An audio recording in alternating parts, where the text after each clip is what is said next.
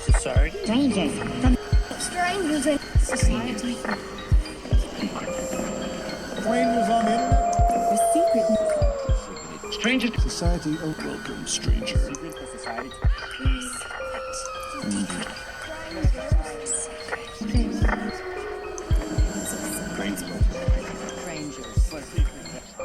Society. Welcome to the secret society. Strangers?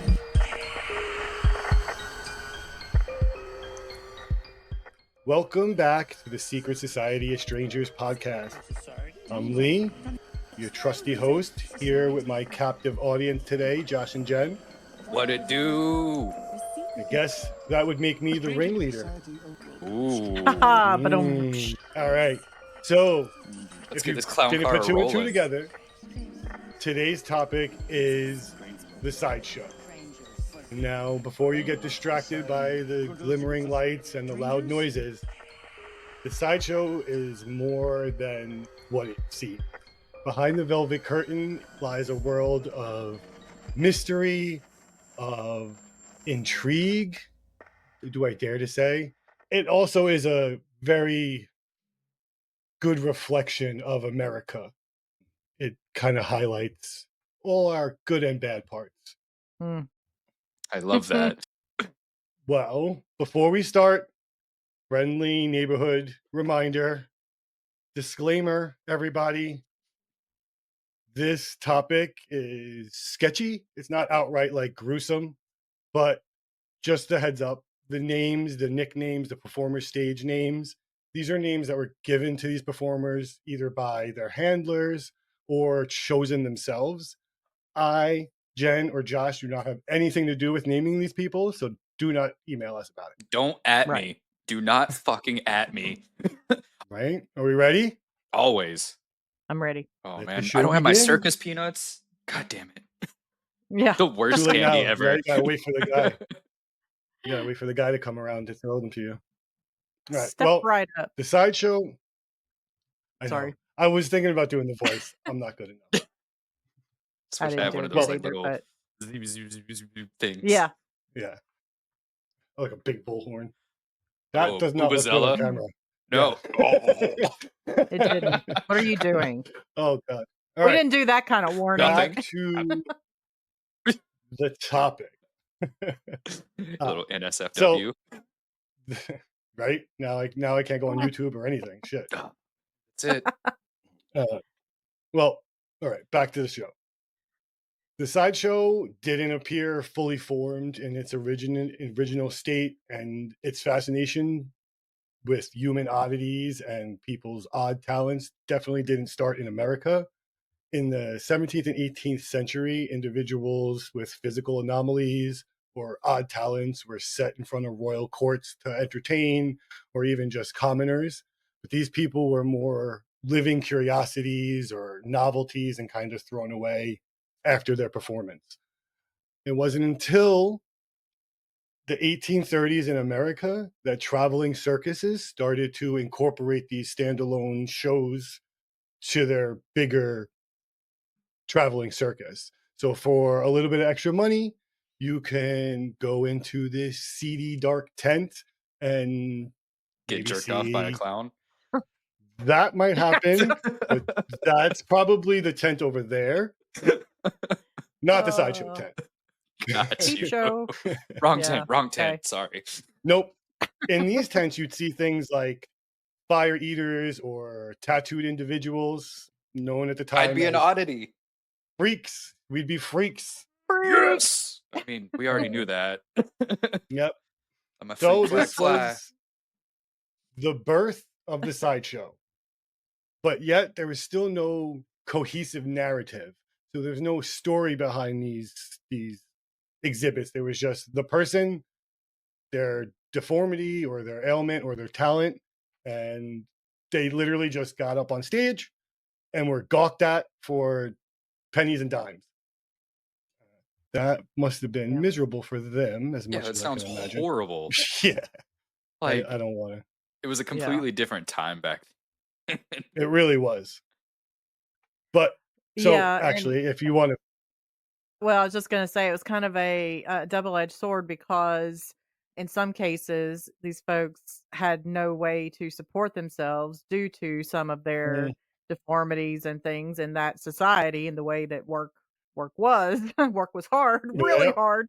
Yeah. But also flip side, still not weren't treated great at all. Mm. not well at all. And we'll Like talk a little less bit than more like about that later. subhuman. Like, Yeah. it's just Yes. ridiculous. Yeah. So in these sideshows in the bigger circus, picture like a raggedy, dusty tent on the outskirts of a small rural town. You know, there's just a hand painted sign that says the amazing this or the unbelievable that. And, you know, audiences were kind of just drawn in by the raw curiosity of the situation and what could be behind the tent. Again, they lacked any form of storytelling or cohesive narrative until, that is, But we wait, had a man that was not a good guy at all. I'm not even going to pretend he's a fucking dick. But his name was Phineas Taylor Barnum. You guys see what he looks like. He he doesn't look looks like grumpy, he looks like a does very look very sad grumpy. potato. right? Yes. Sad potato. That's very good. That's Yes. accurate. Yes. Yeah. So Phineas, better known as P.T. Barnum, he wasn't necessarily the inventor of the sideshow, but he certainly was the architect. So is He this was born- pre-meeting Bailey? Oh yeah. Oh, Oh yeah. okay. We're starting at the beginning. So he was born in 1810 in Bethel, Connecticut, and his entrepreneurial spirit was straight from the go. And he would sell candy and upcharge people at local fairs when he was a young kid, or Yeah. shice people Get on your trading money. cards or whatever it may be. Right? By the time he was 19, he was printing his own newspaper and challenging the powers that be in his local area.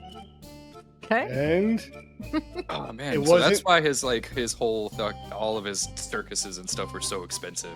But yet he treated the animals so shittily. yeah, the animals are a whole nother story. I barely touched the animals in this because first of all, it's triggering. It's to so me. sad. Yes. It's so yeah, that sad. would trigger me too. Like this Yeah. is already a sad episode, and we don't need like an ASPCA fucking like Sarah McLachlan Right? No commercial. fucking way. I'm not fucking with them. No. So his first taste of showmanship didn't come until 1835 with a woman named Joyce Heath. Barnum attracted crowds with her, claiming that she was over 160 years old and was the hand nurse to George Washington. Bet you she had stories. Truth, Heath was actually no older than 80. And She must have been looking rough.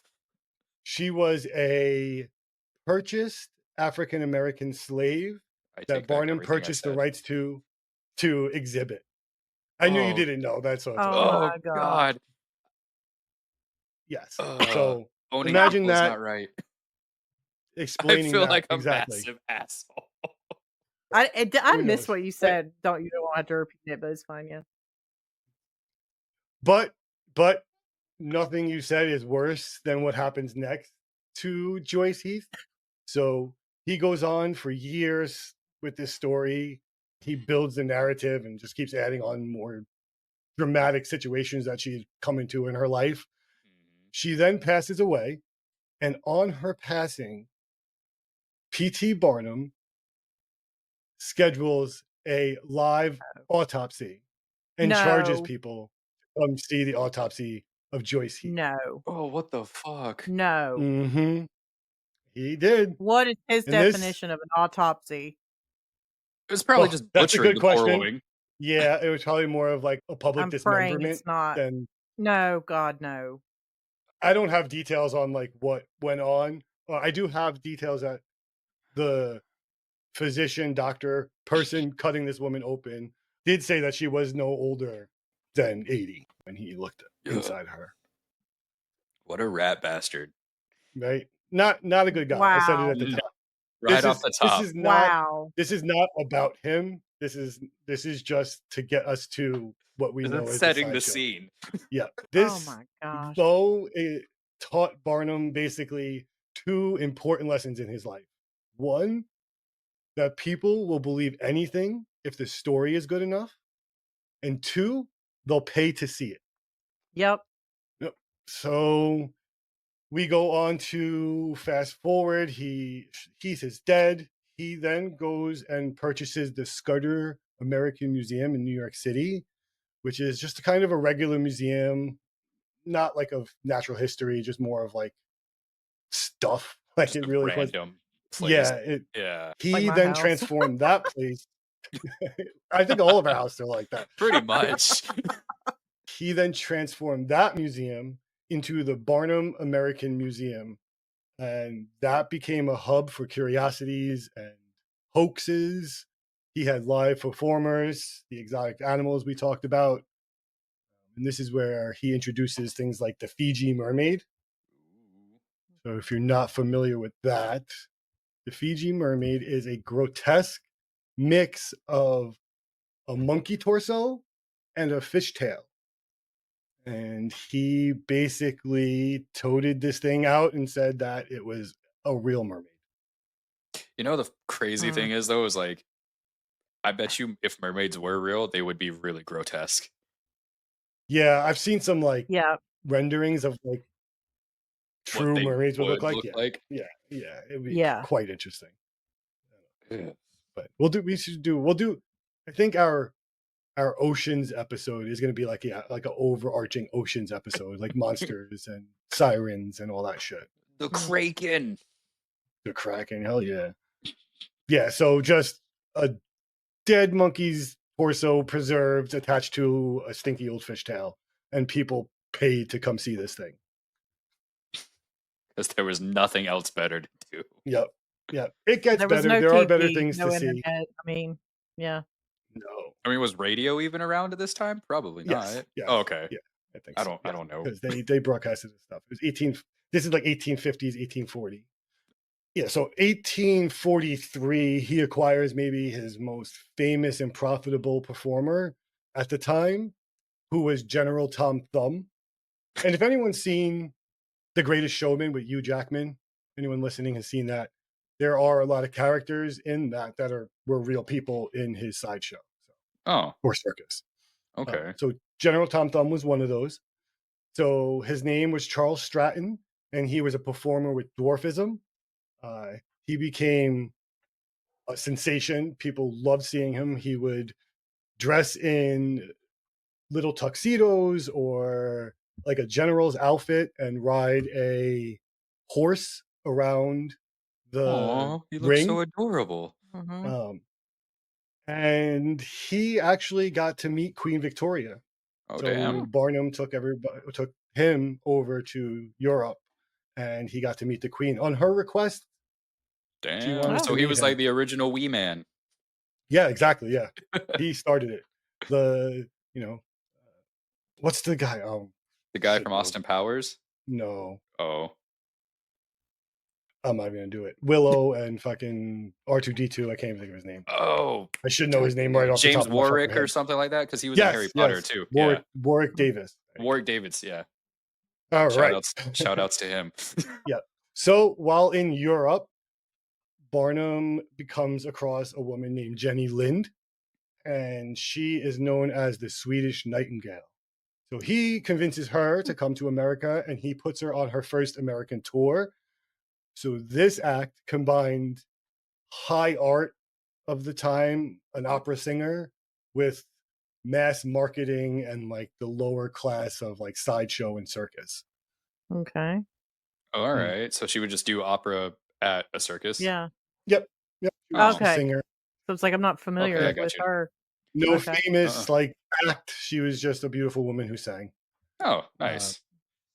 Fast forward a little bit on Barnum so we could get past this. He publishes his own autobiography, which literally becomes like a blueprint for him, like selling his life. He uses it over and over as like proof that he's seen and done all these amazing things.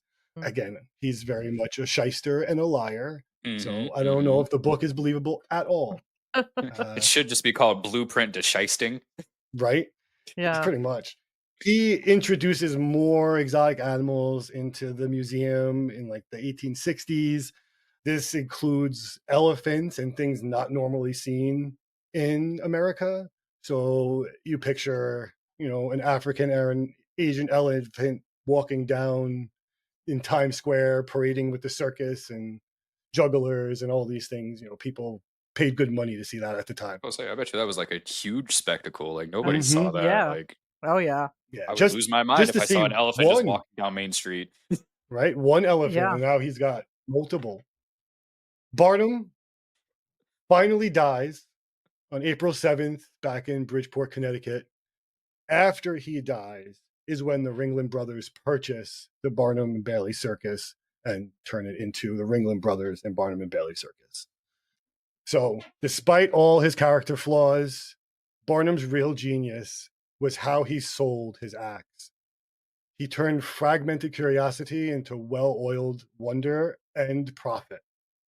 Now we get to like the time that like we think of when we think of sideshow and like, the golden era, let's say. So by the time he died, he had set in motion, like I said, the golden age of the sideshow. He would go, well, he's already dead. Sorry. He wouldn't go on to do anything. He didn't do shit. Nope. But this is the sideshow we know. So this is the sideshow where you hear the barkers call, ladies and gentlemen, step right up. Come see wonders and steady your heart. All those catchphrases he used. Mm-hmm. You I'm can picture just the picturing man. like a guy with like the little straw hat and striped suit and cane tapping on things. Yep. So he would stand up on a rickety old wooden crate, yelling to the crowd, Yeah. drawing at anyone within earshot. And, his words like sank into your chest. They pulled you in to the point where like you were not even sure what you were listening to, but you wanted to know more. Yeah. He would yell things like, for a dime, you could see wonders for a lifetime. So you get that real carnival atmosphere now. You get the intoxicating smells of buttered popcorn and fried dough and powdered sugar.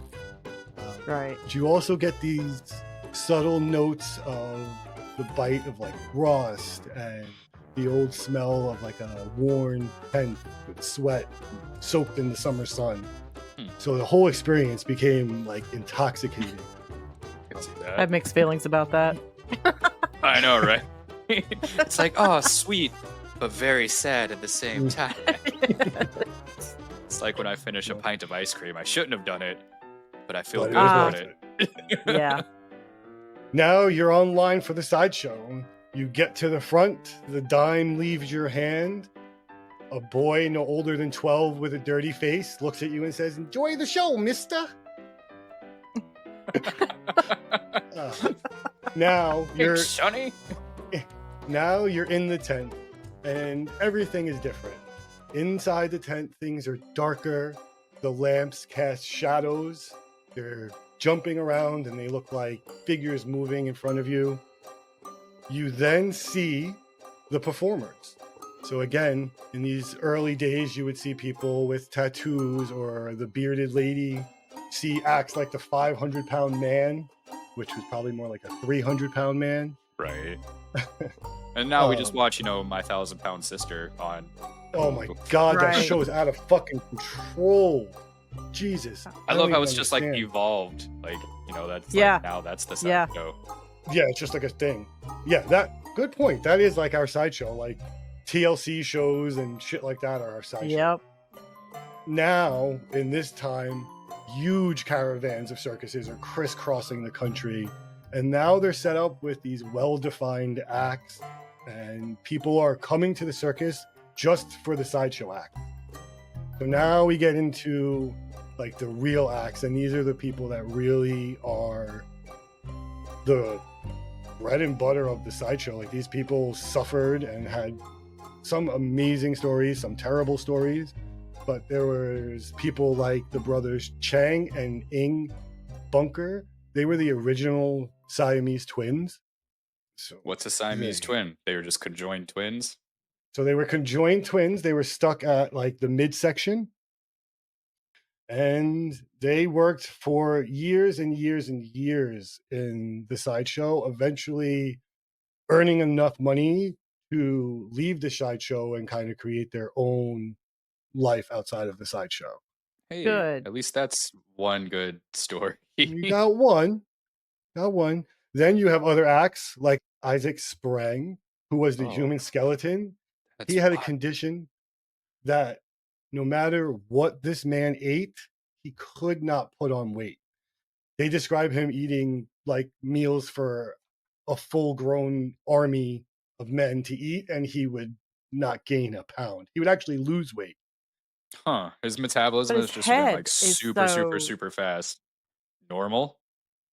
yeah. So originally I mean, like his like cheeks aren't sunken in, or Yeah.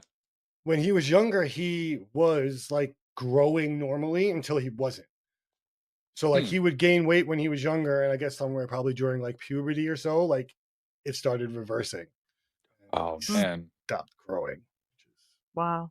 kind of crazy to think that like you're just shrinking no matter what you eat. Yeah, you're just shriveling and shriveling and shriveling, but then you have There's like a a normal Oh, head. there's a book It's like about that. reverse sunken head. I was just like, Yeah, wonder what happened to him. you feel like your head's getting bigger and bigger. I don't know what happened to him. I think he kind of was one of the sideshow acts that just disappeared into the sideshow, like it swallowed him up. I feel like that happens a lot. It happened to Yeah. many of these performers. Our next performer is one that will bring a chuckle when I say his name, his stage name. His Okay. real name is Frank Lentetti. His stage name is the Three-Legged Man. And it's not for They- what you guys think, you big sick I nasties. told you would chuckle, you bunch of fourth graders. I still think fart jokes are funny, so Oh. whatever. I do too. Oh. So Frank, as the Three-Legged Man, was one of these performers who was able to really embrace his oddity, and he would capture people with wit and charm, and like he was more than just a man with a third leg. He could be almost the original Spider-Man. Why do you say it like OG Doc Ock. Right? oh. Yeah. Moving Yeah, if on. he got And tired of being the then three-legged man, he could just pivot to like, I'm gonna try being a weird cephalopod thing. you or know what whatever. he should be? He should be like a wide receiver. You never know which fucking way he's gonna cut. That, or I bet you he could play soccer like a motherfucker. He's legal. He probably Oh. couldn't play. They just play him. We jest, but these lives were quite They're tragic. very sad. Yeah. I'm trying to make They light of were- it. Yeah, absolutely. And that's what we do here, so it's okay. Yeah. But there were tragic figures like George and Willie Muse, also known as Eco and Iko. They were African American brothers who were marked as exotic because of their albinoism. So Okay. just being albino and an African American made you worthy of being in a sideshow. Reminds me Oh, of fucking- the Da Vinci Code. Well, there What was like an Vinci? albino like priest person or whatever that was running and Oh, yes, chasing yeah, Tom yeah, yeah. Hanks. Oh God, that movie. That's a whole nother fucking side quest. A little bit of a happy note. The brothers' mom spent years trying to free them from their contracts in the sideshow and eventually did succeed. So Oh, they were sweet. able to leave the sideshow and So we got two. live somewhat normal lives. Okay. Next up, a not so tragic figure. We have a woman named Charmian, who What was up, a trapeze girl? artist, right? Dang. Hustle mommy. I'm not afraid of a muscular woman. Nah. Holler She's at your boy. definitely, yep, right? She's long gone, I'm sure, because she was born in 1875. So unless you like Don't conjure her up. dead gilfs, like necro Hey, gilfs, hey. you're in trouble. Necro gilfs. Next time if you see me doing a seance, mind your business. Well, Can you imagine was a- her as a poltergeist? She could like Mm. launch stuff. Like What she's if that was picking up her her house arm and that was touching Yeah. that person? well, again, we joke, Oh. but she was a trailblazer for women. So her act, obviously, besides feats of strength, she would do a trapeze show. But during that trapeze show, she would do something that women of the time would never do. Even men would have a hard time doing this. She would Showing be ankle. undressing while she did her trapeze act. Never fully nude into like a one-piece bathing suit type thing, but the whole act of, But I'm sure that was like being super provocative on scantily. stage. Yeah. Exactly. Yeah. Yeah. So she shocked Say, people. because weren't everywhere. ankles still provocative? Yeah.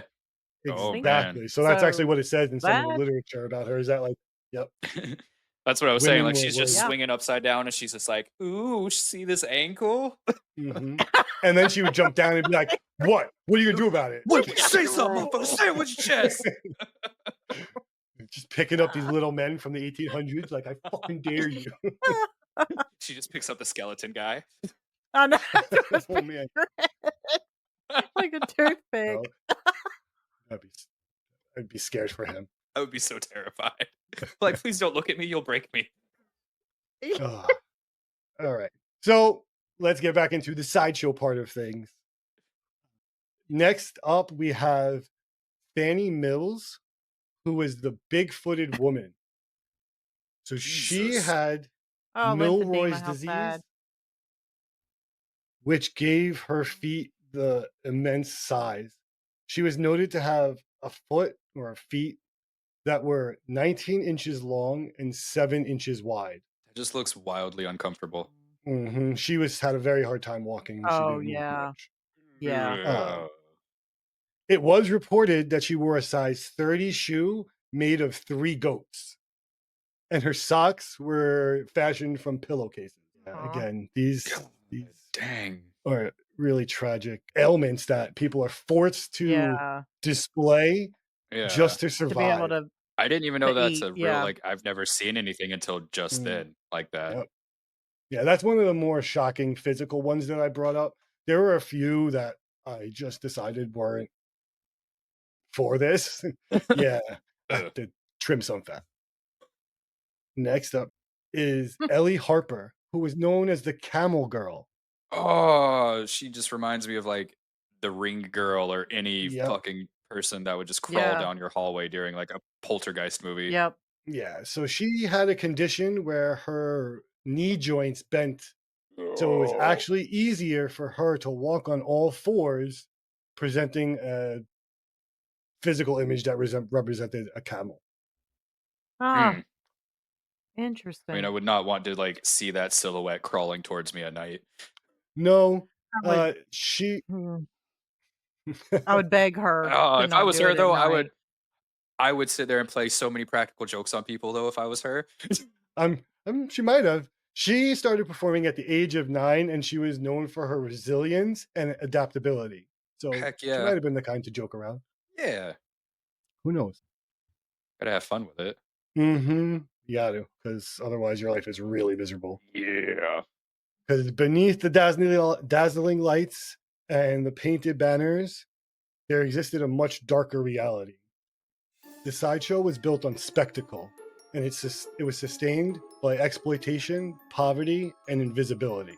Mhm. For many of the performers, life under the canvas was not one of fame or fortune. It was one of relentless labor and shattered dignity with few avenues to escape.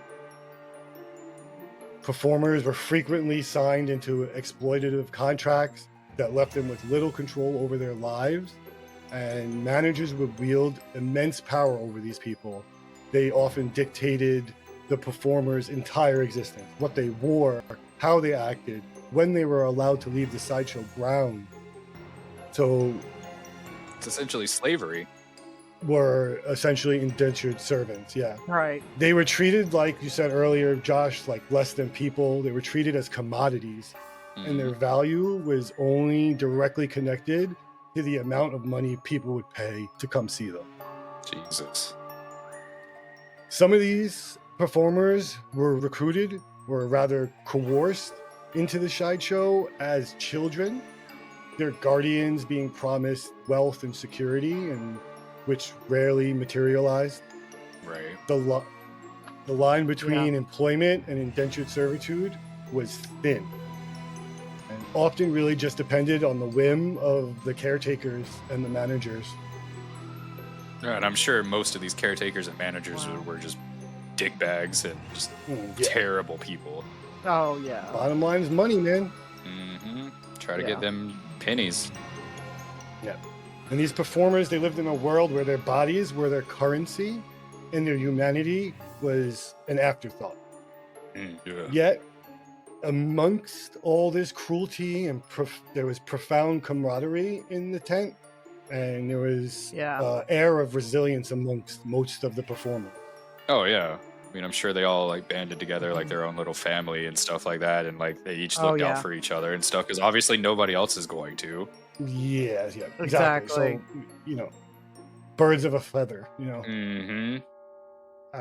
So the sideshow was essentially a prison for these people, but at the same time, it was their sanctuary. It was a place that they were allowed to just exist. And they didn't have to go through the gawking and the questions on, their day-to-day when they're with their other sideshow performers. Yeah. And one of the perfect examples of that duality is a performer named William Henry Johnson. And he was better known as Pinhead. Okay. That's why his name sounded familiar. So he was one of the performers in the mid-19th century. He had microcephaly, which gave his head the pointed look that you see. He was marked and labeled as the missing link, a cruel, cruel fabrication, because he was an intelligent individual and very nice and caring, but his look is what the managers wanted to see. So they fed into the people's fears and their prejudices, and they labeled him the missing link for decades. Wow. He endured gawks and stares, just dehumanizing treatment. Yeah, subhuman treatment, I'm sure. Yes. And his intelligence was often underestimated and his voice deliberately silenced.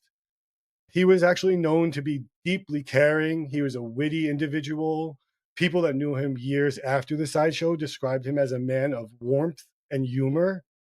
So his story is one of those heartbreaking stories of where there's just an amazing person trapped in an unusual body that at the time was his only currency.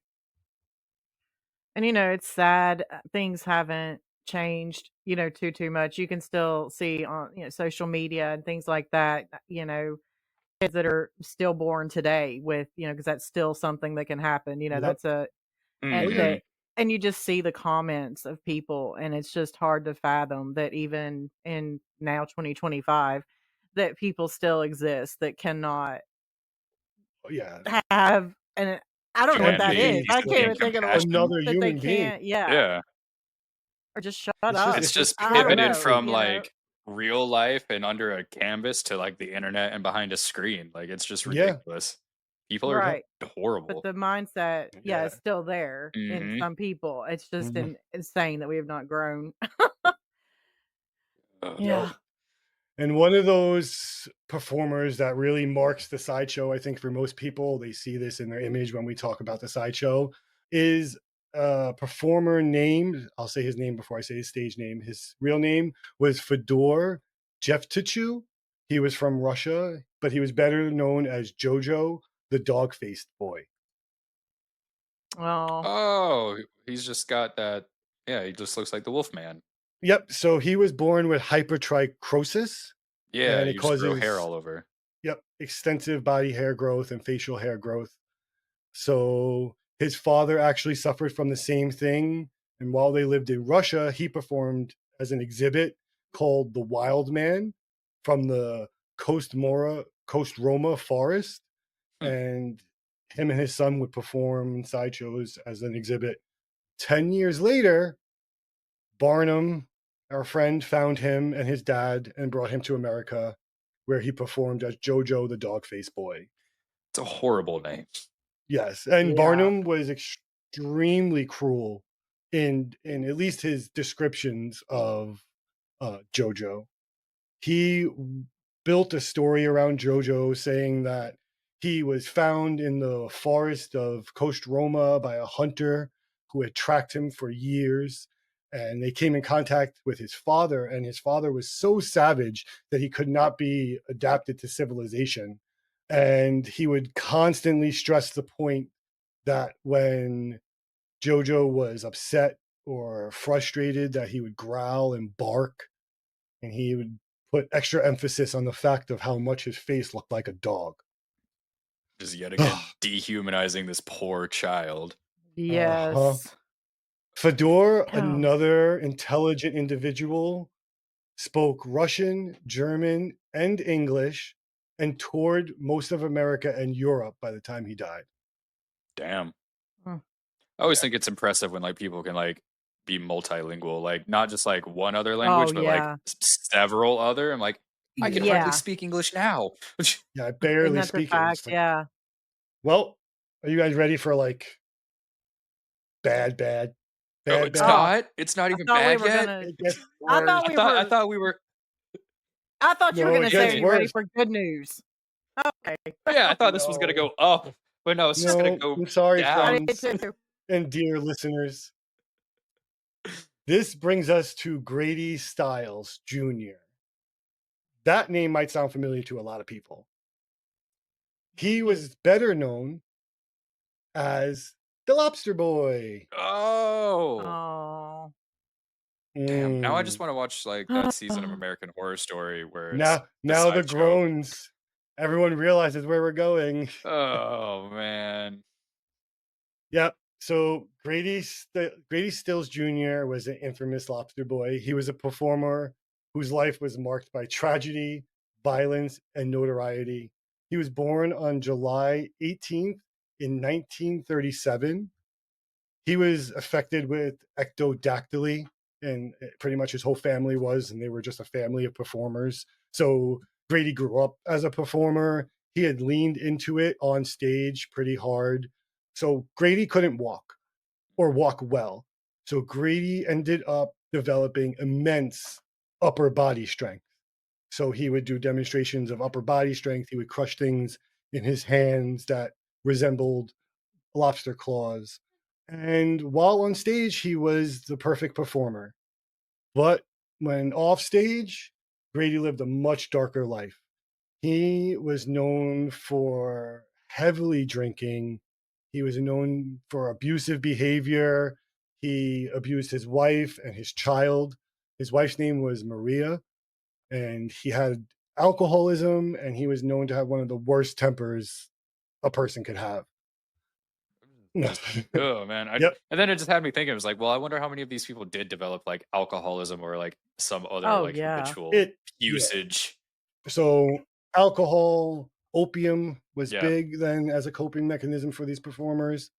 So Grady's temper gets him in a little bit of trouble in an incident in 1978.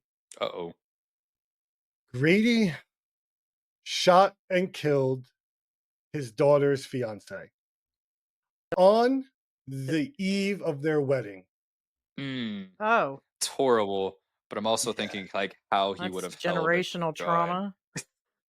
I'm sure he could hold a gun though. So his hands were strong and you could move them. They just were two. So he would have. But there's no question because Grady admitted to killing him. He admitted to the crime. He showed zero remorse, claiming he was doing his daughter a favor and saving her. Not cool. Yeah. So love that for him. Right? He was convicted of the murder. It was third-degree murder. He avoided all prison time. Instead, he was sentenced to 15 years probation and house arrest due to his physical condition. Jeez. Obviously causing all kinds of outrage amongst the public. Oh yeah, because I'm sure everybody wanted him like executed or life in prison or whatever else would be worse of these people at the time. Yep. People wanted Grady gone. Mm-hmm. In 1992, after years of suffering at Grady's hands, Maria and one of her sons from another marriage hire a young 17-year-old sideshow worker to murder Grady. That's crazy that like Oh. sideshow stuff was still going on in the 90s. Like 92 was when I was born. So like this was literally like 32 years ago. That's that's not even that Yeah. far off. So little funny side note to this whole thing is I'm doing research obviously for this topic, and my daughter is around and I'm watching combination of clips and having pictures up, and obviously she's interested.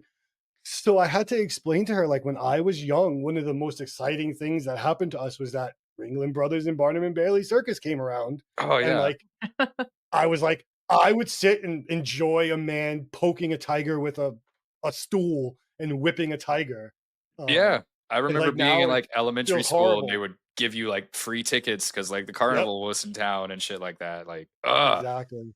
God, I we're wasn't Yeah, horrible allowed to go. I species. never got to see one, which I'm you're glad lucky. now. I You're mean, not lucky. lucky. Yeah. You should You're see lucky. one, but yeah, your conscious is Yeah. Yeah. Your you have conscience is that. clean. Yeah. Thanks, Mom and Dad. Obviously, Maria and her son accomplished their goal. They were both convicted of their crimes and sentenced. Their sentences reflected the years of abuse that they served under the hands of Grady. So they served no time, Whew. right? Yeah. Dang. Yeah, that Grady's style.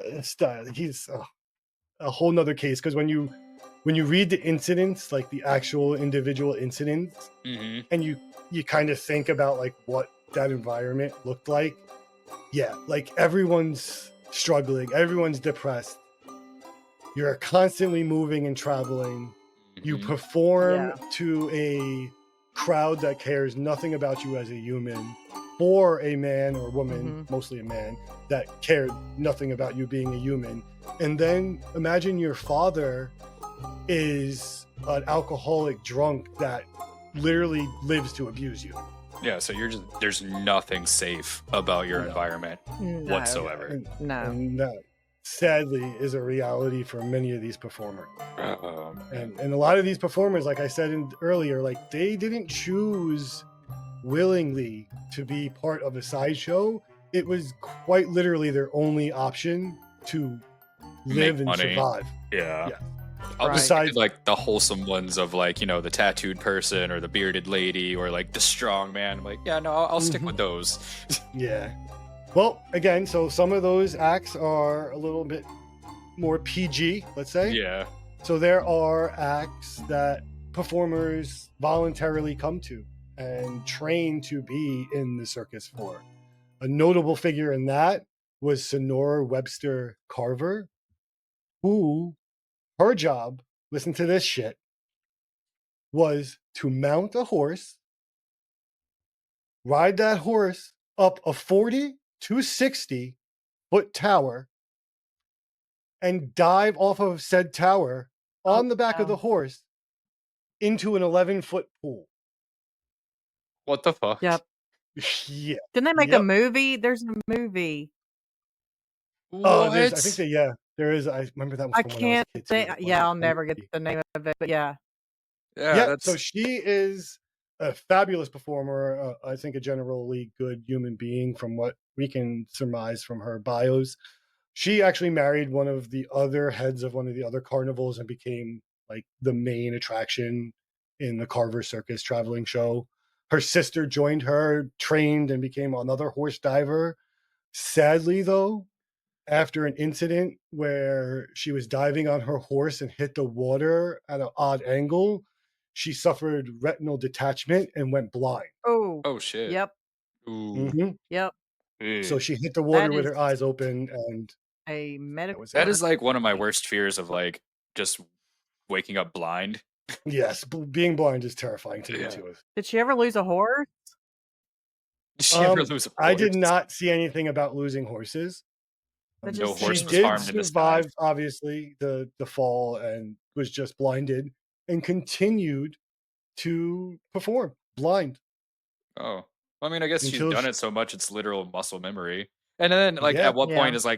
is it just like on the horse to do everything? Yeah, still Yes. the going over a cliff, not Oh, yeah. seeing thing, Yeah, no, absolutely, nah, fuck that. not really for me.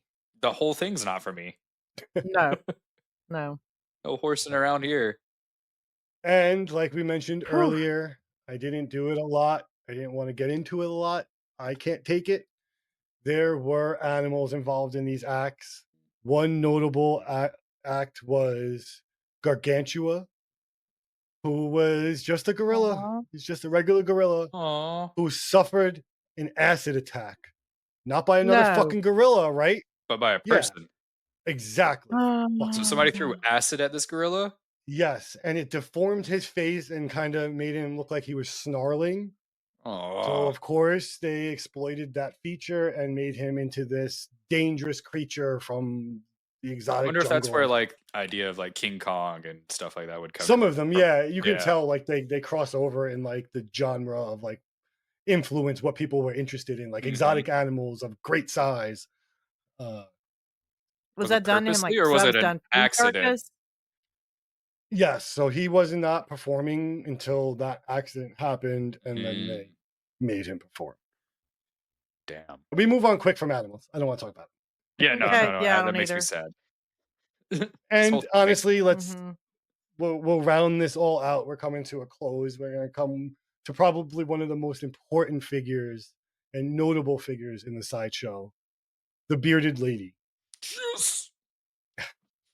It's a lady So with a there were beard. many bearded ladies. We'll put that out there right away. There was not just one woman with a beard that went everywhere. There was multiple people who had What the if it was condition. just one bearded lady? That'd be crazy. She's very, very well traveled. Hot commodity, that one. So she had something called hairtuism. I think that's how you say it, which basically caused her to grow facial hair at a faster rate than a normal human. This particular bearded lady's name was Annie Jones. And she was very important to the performers' lives in the sideshow, whether you were in her circus or other circuses and performances. So obviously, she was born with this condition, and from infancy, she was made a spectacle. At 9 months So did old, she she just come was. out with a beard? Yeah, so she had facial hair at 9 months old. And guess who found her? One guess, guys. One fucking guess. Barnum. Bingo. At 9 months old, Barnum basically appeals to her family, and they agree to let him take her on tour as an exhibit. Like all this could have just been prevented if like you would have taught the kid how to shave. Yeah, I think she's got one of those things where like she has a 5 o'clock shadow by like 8 o'clock in the morning, like, and think you could keep up. Oh yeah, no, probably not. Right. But she was paraded in front of audiences and gawked at for years. She had a rough life, rough childhood, sideshows and being dragged around, traveling. While she was with P.T. Barnum, I forgot the exact name, but he had named her some biblical creature and put all that pressure on her to like represent some biblical figure. Really tragic and really sad for her at a young age. Because at 5 years old, she was kidnapped by a rival carnival sideshow circus person guy. And he kidnapped her, hoping that, you know, he can extort her and have her perform for him. Yep. So in an ordeal that lasted weeks and was only cleared up after legal intervention, I can't imagine what that means in, 1865. Could you imagine like a sideshow lawyer? Like, I wonder if it's just like another like carny person. Very well, maybe. So like I said, that ordeal lasted weeks. She finally got released back to her parents and continued to perform in the show. As she grew up, though, she was known to be intelligent and had undeniable charisma, and she had an extremely sharp wit. So that helped her. You couldn't ignore her on stage. If you heckled her, she'd give it back to you. She was quick. She would keep the crowd on her side instead of having the crowd turn on her because of one heckler. So she grew her stage presence. She became an amazing storyteller and a general force to be reckoned with. So she just like accepted it. Unlike her peers, she wielded control over her image. So she refused to be considered an attraction and actively worked against dehumanizing stigmas within the industry. Nice. Oh.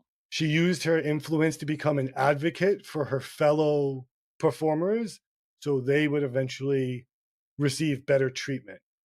She performed until her death in 1902 at just the age of 37.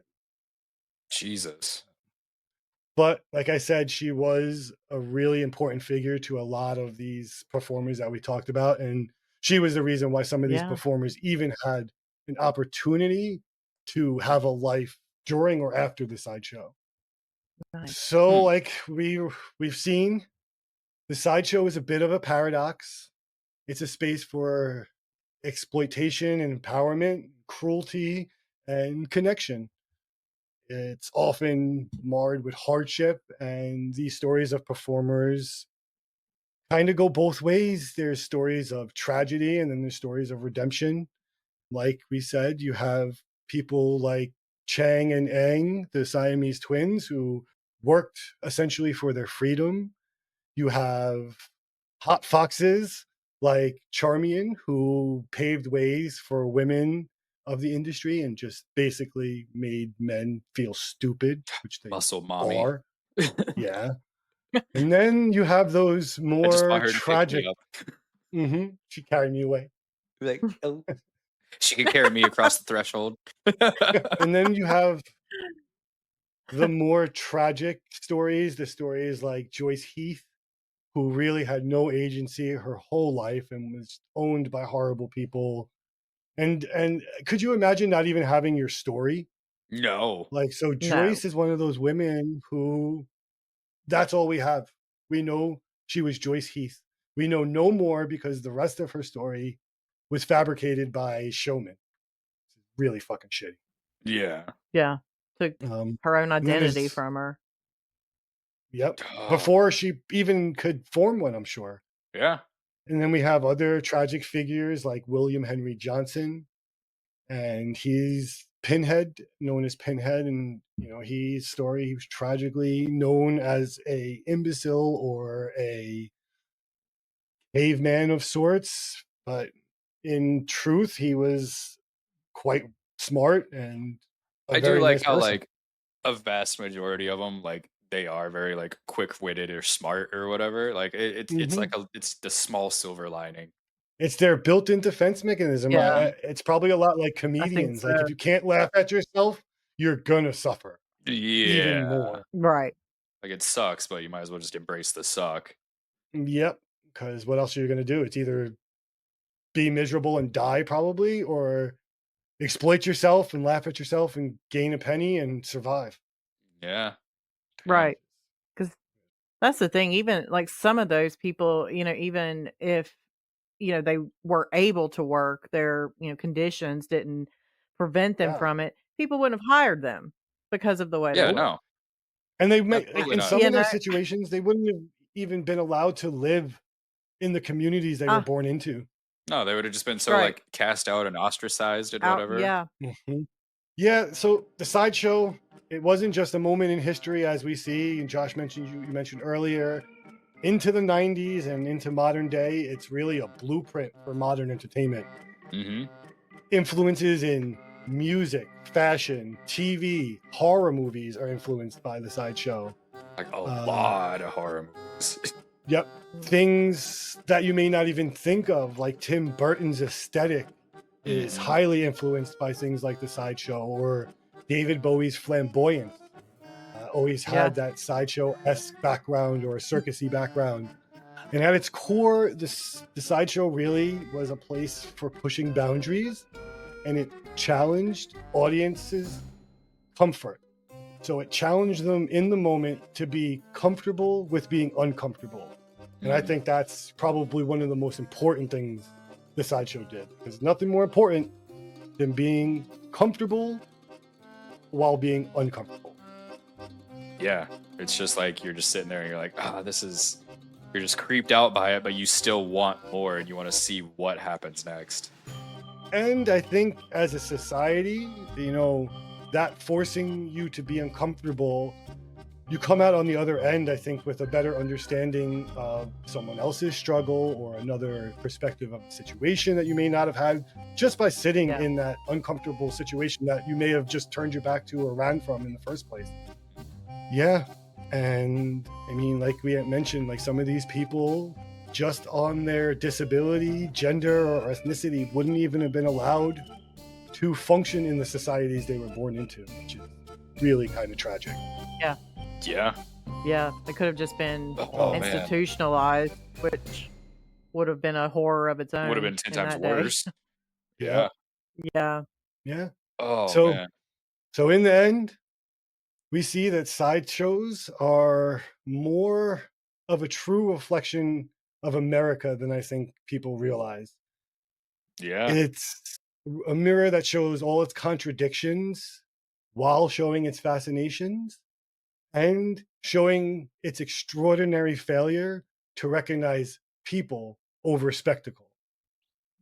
I think that's true to today in America. We will put any celebrity, TikToker, influencer, murderer up on a pedestal. We'll give them a documentary. We'll give them their own station just because they have a story to tell. And I mean, like we just did it with the Hawk Tuah girl, and all she did was spit on that thing. Like, and now all of a sudden she's everywhere. Yep. Yeah. Yeah. That's the culture we live in, and this culture has been fueled by things like the sideshow. Oh, it's crazy how it's like evolved. Yeah, you mentioned it earlier. Yeah. Like we watch TV My and we watch 1,000-pound like life my or whatever. 1,000-pound life, my 600-pound life, and step back a little bit more, and even just at some of the lifestyle shows, these polygamy shows, they're really just people watching. You're just sticking a camera in a window and watching people live their lives. Oh man, there was that one where it was like little people, big houses or some shit like that. Like TLC is the sideshow show channel. Yeah, well, It yeah, is. like the Duggars and all that stuff. And you bring up a good point because families like that become their spectacle and become their show. So families that like the 18 and counting and all those things, like they're not doing that show anymore. But just a couple weeks ago, I heard the daughter is writing a book about her time on the show. So they're just reliving these same instances in their lives where they were just basically a spectacle and like something for us to watch. I remember when all those like John and Kate plus 8 and my like 16 children or whatever. I remember when all those shows were so popular. Like that's insane. And really, like, what's the difference between like the Barker standing up and saying like, "Come see this, come see that," then flipping through the stations and seeing like a short person live their life or a person who's like morbidly obese eat 10 pizzas, like and those shows and the exploitation is still there because producers are still telling them to act a certain way, and my understanding, like 600-pound life, well, let's exploit you so we'll pay for your, surgery and your medical care and whatever, as long as you, do the show and whatever. They're exploited. Like those shows, if you really think about it from like the beginning. So your casting director is only scouting you for your size. Yeah. So right there, you're just being viewed as like, are you big enough? Are you fat enough? Do you eat enough? And then you make it to the show. And then you have a producer, like you said, Jen, telling you like, ham it up, tell me you drink like 2 cases of Diet Coke, not just one. And then you have the film crew who is making sure they get all the important shots, the stack of pizzas on the counter. I needed to see that. Why? Yeah, no. Like, well, what killed me the few times I've seen it, but I have seen some, commentary on it, but they're like, like it's absolutely necessary for them to always make them do the bath time scene. Always. And just like that's show necessary. how hard and difficult, and they need a pool or they need like a baby pool. Like we could already tell that it's going to be difficult for the person. I don't need to see it. Like exactly. This is why I don't watch that shit. Embarrass people. Exactly. And exploit people. I've never in seen that way. any of these. But I mean, I've seen commercials for them. People watch it. Yeah. People eat it up. Exactly. And that's why the sideshow was what it was. And I think maybe, hopefully, it seems like maybe we're coming out of that a little bit, at least in the uncontrollable factors of people's lives. We don't seem to be as exploitive of people that are born with disabilities. If it is perceived to be a choice, though, like My Strange Addiction or 600-Pound Life, if it comes off as a choice, we're on it. We're gonna exploit the shit out of it. Yeah. Ugh. Fucking crazy. So, guys, that's the sideshow for you. It right? I Yeah. know it's a little bit of a downer of an episode. I'm sorry. Just wish a sad clown would just like pop up right now. Right? Right? I know I need like a palate cleanser. I should have had a palate cleanser. I know. I wish we had Yeah. like cool, like funny dog videos or cat videos or something. Right? Maybe we'll have to have Jeremy add something. Please add some Yeah. upbeat music or something. Right? add Just a bunch of like little basket of ducks like upping kittens. into the water Yeah. or something. Oh, Yeah. basket of kittens and oh yeah. Yep. Something Yeah, just- wholesome. Well, if you But guys it is good. enjoyed that, go ahead. I was gonna say history's hard, history's tough, but these stories, I think it's important to, to remember and tell. And just as apparently we need society, the constant reminder, these were real people that, Yeah. had a gotta Yeah. tell their And again- hand stories. dealt to them. Mm-hmm. Yep. And it's Give them one their of those identity things where back. Yup. it's fascinating to hold the lens up to the whole of the person. So Yeah. not just watching Mhm. them in the sideshow, really going back and researching them and finding out like some of these people's families, supported them even when like that meant that the family was now ostracized or Right. kicked out of their Right. community. And- The twins, the African American twins whose mom spent God knows how much time and effort, in a Yeah. time where like they wouldn't even let a black woman in a building. She had to fight for her son's freedom. Exactly. I can't Mhm. imagine. Mm-mm. And to just out, PT and all the rest of them, that have their names still, well known and widely known and used to out them for the No, D-bags. that Yeah, they were. I'm glad you brought that up because that was actually something I meant to mention, that like we hear all these horrible stories and we're reminded of the difficulty and the trauma that these people went through, and like that's the memory we're left of these people. Meanwhile, the man who made these stories up, exploited these people, ruined these people's lives, is having Hugh Jackman play him in a movie where he's a great fucking guy, an amazing father that cares about his kids and We're is singing in touch songs with and his dancing. performers. Yeah. Yeah. It's crazy that we do stuff like that. That like that the truth of Barnum and Bailey's is never going to be in the spotlight, No. even though like that's where the story is, man. Like I want the story, really, like the seedy truth about like where he went to get people Yeah. and what he did to find these people, because Yeah. I want to know just how bad of a fucking human this person was. Yeah. Exactly. Ah, The biggest ick ever. yeah. Yeah. Ah. All right. Well, that's it, guys. If you did enjoy it and you do like these little dark ventures into history, let us know. I do have another sideshow related episode ready to go. This one's more based around sideshow tragedies, also another fun topic. So, in circus, really sideshow Yay. circus. So, Mhm. with these circuses and with this traveling equipment, there were plenty of tragedies, some Oh, more suspicious than others. Mhm. train derailments. Trains, people that were on the train that weren't on the train anymore. So Mm.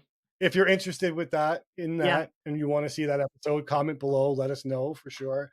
It's literally like I I just am have to throw it interested. in my thing to get Yeah. going. Besides that, as always, guys, thank you for listening. If you haven't subscribed already, make sure you subscribe, like, turn on notifications. Ding. If you're thank you. If you're listening on one of the many podcast platforms, remember, just give us a rating, comment, tell your friends and family that there are people that are willing to talk about seedy sideshows on the internet. That's right. And if you want to All be right, a guest, strangers. hit us up at ssospodcast@gmail.com. Yep, we want to hear it all. again, we love researching our topics, but we love hearing from you guys, and we love, getting to Yes. explore real world, real time stuff. Mm-hmm. All right, guys. Well, thanks for listening. Stay strange. Bye. Later. Bye. Thank you for listening. If you would like to join us as a guest, suggest a topic, or have a story you want us to share, we'd love to hear from you. Email us at ssospodcast@gmail.com. For more behind-the-scenes updates and exclusive insights about SSOS, make sure to follow us on social media. And don't miss out on the fun. Be sure to subscribe to our YouTube channel. Again, thank you for listening to the Secret Society of Strangers podcast. This show is an independent production, researched and crafted by our passionate team. But we couldn't do it without all of you. We truly appreciate your support. Embrace the unknown, for not all secrets are meant to be kept. Farewell, strangers.